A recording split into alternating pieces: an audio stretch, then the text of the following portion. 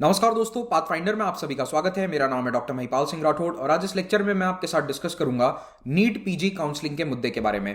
पिछले कई हफ्तों से देश में डॉक्टर्स नीट पीजी की काउंसलिंग को लेकर सरकार से रिक्वेस्ट कर रहे हैं, प्रदर्शन कर रहे हैं। लगभग एक महीने से ये प्रदर्शन चल रहा है, लेकिन 27 और 28 दिसंबर को यहां पर हालात काफी खराब हो जाते हैं जब पुलिस का इन डॉक्टर्स पर क्रैकडाउन होता है। कई डॉक्टर्स को खींचकर जबरन बसेस में डालकर पुलिस स्टेशन ले जाया गया, जेल में डाला गया।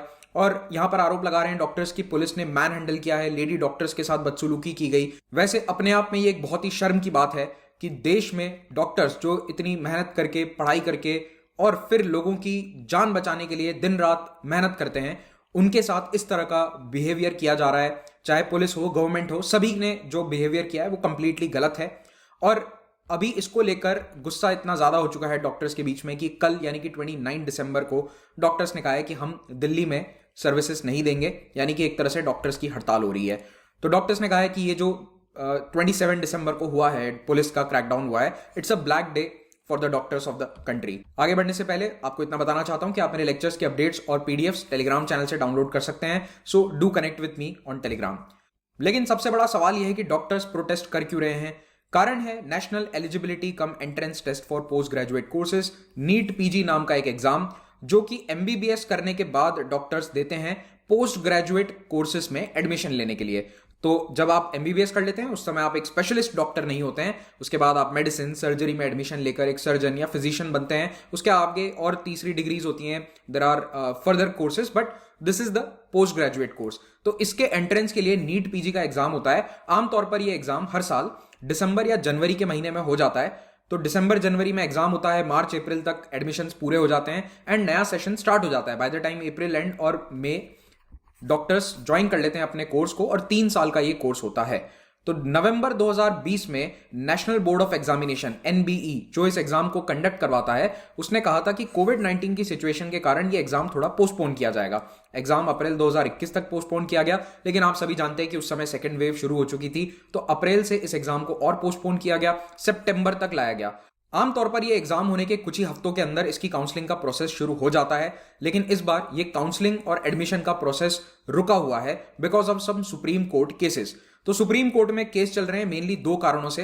पहला, ओबीसी रिजर्वेशन पहली बार पीजी कोर्सेज में लागू होगा मेडिकल एग्जाम्स में। कुछ महीने पहले मैंने इस पर एक वीडियो भी बनाया था, अगर आपको जानना है इसके बारे में तो आप उसे देख सकते हैं। और दूसरा रीजन है कि ईडब्ल्यूएस कैटेगरी में 8 लाख रुपीस का जो क्राइटेरिया होता है उसको लेकर सरकार के खिलाफ अभी कोर्ट में कुछ याचिकाएं दायर की गई हैं।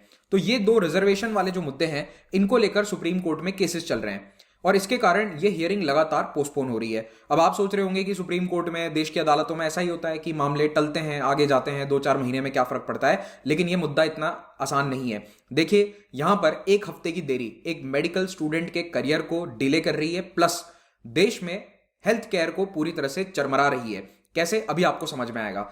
आमतौर पर एमबीबीएस करने के बाद देश में डॉक्टर क्या करते हैं? आप सोचते होंगे कि एमबीबीएस हो गई, पढ़ाई हो गई। No, that is not it. MBBS करने के बाद देश के ज्यादातर डॉक्टर या तो जॉब करते हैं और जॉब के साथ साथ नीट पीजी एग्जाम की तैयारी करते हैं। देखिए, नीट पीजी एक बहुत ही डिफिकल्ट एग्जाम है। बहुत सारे डॉक्टर्स उसको हर साल अटेम्प्ट करते हैं, approximately 1 lakh, and seats are very few. तो अपनी मनपसंद स्पेशलिटी में एंट्रेंस पाने के लिए काफी मेहनत से, पढ़ाई से इस एग्जाम को क्रैक करना पड़ता है। तो जो भी डॉक्टर्स हैं एमबीबीएस करने के बाद, वो जूनियर रेजिडेंट का काम करते हैं। तो हॉस्पिटल्स में 2 तरह के रेजिडेंट्स होते हैं, junior and senior. So those residents who have just completed there MBBS, उन्हें कहा जाता है जूनियर रेजिडेंट। तो आमतौर पर यही जूनियर रेजिडेंट्स हैं जिनसे आप मुखातिब होते हैं, हॉस्पिटल्स में जाते हैं, नाइट ड्यूटीज, नाइट शिफ्ट यही डॉक्टर्स कर रहे होते हैं। साथ साथ में एक मोटी सी किताब लेकर भी अक्सर आप इन डॉक्टर्स को देख सकते हैं, क्योंकि इन्हें नीट पीजी का एग्जाम देना होता है। तो ये अपनी जॉब भी करते हैं, पेशेंट केयर भी करते हैं और पढ़ाई भी साथ साथ में करते हैं। लेकिन अब ये पूरा काउंसलिंग प्रोसेस जब रुक गया है, तो ऐसे में इन डॉक्टर्स का ये कहना है कि सरकार जल्द से जल्द सुप्रीम कोर्ट में इन केसेस की सुनवाई करे, क्योंकि सुप्रीम कोर्ट चाहे तो फास्ट ट्रैक कर सकता है। कई मामलों में जो इमरजेंसी केसेस होते हैं वहां पर supreme court fast track hearing करता है।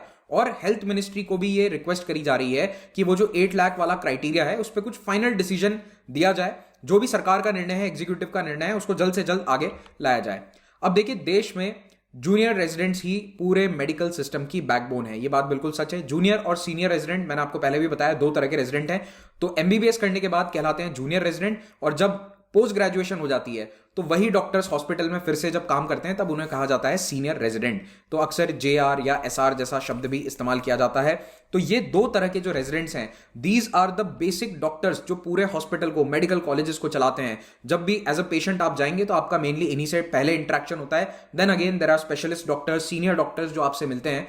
सीनियर डॉक्टर्स को अक्सर कंसल्टेंट्स कहा जाता है, ये भी आप ध्यान में रखिएगा। तो कंसल्टेंट्स जो हैं वो केसेस को बाद में देखते हैं, सबसे पहले रेजिडेंट्स ही केसेस को जनरली देखते हैं।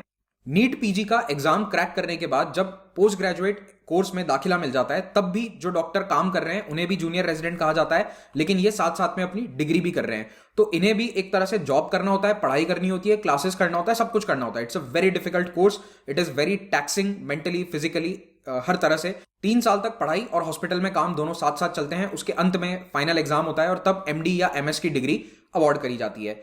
अब कई बार यही डॉक्टर्स पोस्ट ग्रेजुएशन करने के बाद मेडिकल कॉलेजेस में, हॉस्पिटल्स में सीनियर रेजिडेंट के रूप में काम करेंगे। तो आप देख रहे हैं कि ये पूरा सिस्टम जो है ये एक साइकिल में चलता रहता है। कई सीनियर रेजिडेंट जो है वो आगे चलकर अपना क्लिनिक, अपना हॉस्पिटल भी खोल सकते हैं। तो ये सिस्टम के अंदर कंटिन्यूअसली हर साल जूनियर रेजिडेंट्स आते हैं, सीनियर रेजिडेंट्स पास आउट होते हैं और ये साइकिल चलता रहता है, जिससे हॉस्पिटल में हमेशा स्टाफ बना रहता है। अब समस्या क्या आ गई है, देखिए पिछले साल एग्जाम होना था दिसंबर 2020 के आसपास। तो इस साल अप्रैल मई में नया बैच आ जाता, यानी कि जो first year post graduate student है वो हॉस्पिटल में अपनी ड्यूटी संभाल लेता और ये डॉक्टर उनकी जगह संभाल लेते जो 3 साल का कोर्स पूरा करके हॉस्पिटल या मेडिकल कॉलेजेस को छोड़कर अपने करियर में आगे बढ़ चुके हैं। लेकिन अभी क्या हो रहा है कि 1 साल से एग्जाम हुआ नहीं है, तो जहां पर फर्स्ट ईयर, सेकेंड ईयर और थर्ड ईयर 3 साल के पोस्ट ग्रेजुएशन कोर्स में 3 साल के जो डॉक्टर्स होने चाहिए, मान लीजिए फर्स्ट ईयर में 10 हैं, सेकेंड ईयर में 10 हैं, थर्ड ईयर में 10 हैं। तो let's say any department, for example let's say surgery department, तो सर्जरी डिपार्टमेंट में 30 रेजिडेंट्स होते हैं। अब वहां पर 30 की जगह पिछले 1 साल से अप्रैल महीने से लगभग 20 डॉक्टर काम कर रहे हैं। तो आप खुद ही सोच सकते हैं कि वर्कलोड कितना बढ़ जाएगा। जहां पर 30 डॉक्टरों की आवश्यकता है, जहां पर सब कुछ 30 डॉक्टर्स के अनुसार डिजाइन किया गया है, पेशेंट लोड, हॉस्पिटल में बेड कितने हैं, वार्ड में कितने पेशेंट्स एडमिट किए जाते हैं, सब कुछ 30 डॉक्टर्स को दिमाग में रखकर किया गया है। अब वो सब कुछ 20 डॉक्टर के कंधों पर आ गया है। तो वर्कलोड काफी बढ़ चुका है। 1/3 शॉर्टफॉल है डॉक्टर्स का पूरे देश में। ये केवल दिल्ली की समस्या नहीं है, ये पूरे देश की समस्या है, लेकिन प्रोटेस्ट मेनली अभी दिल्ली में हो रहे हैं। अब इस शॉर्टफॉल की कमी पूरी करने के लिए जो बाकी के 20 डॉक्टर्स हैं वो क्या करेंगे, उन्हें एक्स्ट्रा काम करना पड़ता है। बिल्कुल यही होता है, रेजिडेंट डॉक्टर्स को ही एक्स्ट्रा काम करना पड़ता है। So they have been working for 120 hours every week. हर हफ्ते 100 घंटे काम कर रहे हैं, और वो भी अप्रैल मई में जो पैंडेमिक चल रही थी, सेकेंड वेव अपने चरम पर थी उस समय। तो ऐसे में डॉक्टर्स कह रहे हैं कि हम भी थक चुके हैं, वी आर कंप्लीटली एग्जॉस्टेड। जल्द से जल्द काउंसलिंग करी जाए ताकि सारे मेडिकल कॉलेजेस में, हॉस्पिटल्स में नया बैच आए, जिससे कि वर्कलोड इक्वली शेयर हो। और साथ में जो जूनियर रेजिडेंट्स हैं उनका ये कहना है कि हमारा 1 साल बर्बाद हो गया, हम करियर में वैसे ही पीछे चलते हैं, डॉक्टर्स का कोर्स लंबा होता है और 1 साल हमारा वेस्ट हो गया। We have lost 1 year completely due to the late exam cycle. तो इसके कारण 45,000 से 50,000 मेडिकल डॉक्टर्स, उनका 1 साल करियर का वेस्ट हो गया। And it is very important. I think आप भी UPSC एस्पिरेंट्स होंगे जो इसे देख रहे हैं, आप भी समझ सकते हैं कि 1 साल जीवन का कितना इंपॉर्टेंट है। और ये अभी भी जॉब नहीं कर रहे हैं, तो इन्हें ना तो कोई स्टाइपेंड मिलता है ना सैलरी मिलती है। So these doctors are just waiting कि हम कब जॉब ज्वाइन करेंगे, हॉस्पिटल में काम करेंगे। एक बेसिक स्टाइपेंड भी मिलता है, उस स्टाइपेंड से उनका गुजारा चलता है, खर्चा चलता है। तो जूनियर रेजिडेंट और सीनियर रेजिडेंट दोनों मिलकर सरकार से डिमांड कर रहे हैं कि आप जल्द से जल्द ये काउंसलिंग का प्रोसेस कंप्लीट करवाइए।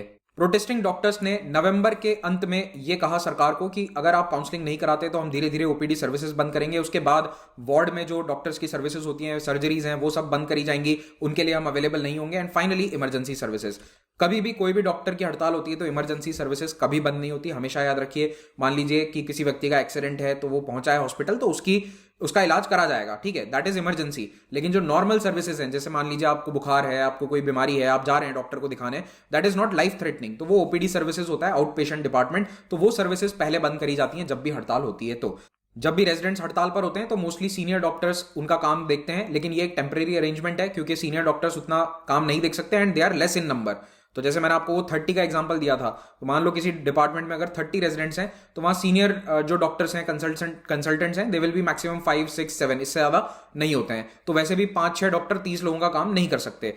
तो अब इसके कारण क्या हो रहा है कि दिल्ली के कई बड़े अस्पताल, सरकारी अस्पतालों में सर्जरीज कैंसिल हो रही हैं, अस्पताल में भर्ती नहीं किया जा रहा है पेशेंट्स को, और ओपीडी को कम किया जा रहा है। तो मान लीजिए 100 लोग आते हैं अगर 1 घंटे में, तो उनकी जगह केवल 20-30 लोगों को ही देख पा रहे हैं वहां पर। तो इसके कारण complete hospital care, patient care has been affected. दिसंबर के मध्य में डॉक्टर्स ने अपनी हड़ताल को कुछ समय के लिए रोक भी दिया था, क्योंकि हेल्थ मिनिस्टर ने इन्हें आश्वासन दिया था कि हड़ताल आप मत कीजिए, हम आपका मुद्दा सॉल्व कर देंगे। लेकिन उसके बाद 17 दिसंबर से फिर से इन्होंने स्ट्राइक रिज्यूम करी, क्योंकि कोई एक्शन उस पर नहीं लिया गया। इस प्रोटेस्ट के दौरान यह देखा गया कि कई डॉक्टर्स दिया लौटा रहे हैं प्रशासन को, थाली लौटा रहे हैं, थाली बजाई गई थी, दिए सजाए गए थे डॉक्टर्स के लिए फर्स्ट वेव के दौरान।